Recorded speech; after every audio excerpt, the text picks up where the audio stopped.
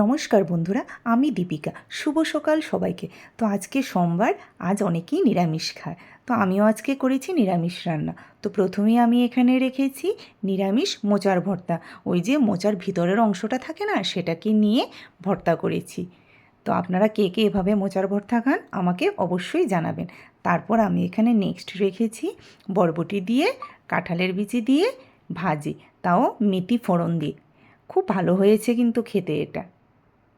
তারপর নেক্সট রেখেছি এখানে আলু মাখা, শুকনো লঙ্কা দিয়ে আলু মাখা। ওই শুকনো লঙ্কাটাকে তেলে ভেজে তারপর আলু মাখা করেছি। তারপর এখানে রেখেছি নিরামিষ সয়াবিনের সবজি। এই যে এটাকে আমি 5 ফোড়ন দিয়েছি। তারপরের আইটেম হলো আমার ডাল। বাস এটুকুই ছিল আমার আজকের দুপুরের মেনুতে। তো বন্ধুরা, আপনারা আমাকে অবশ্যই জানাবেন এই সোমবারে আপনারা কে কে নিরামিষ খেয়েছেন।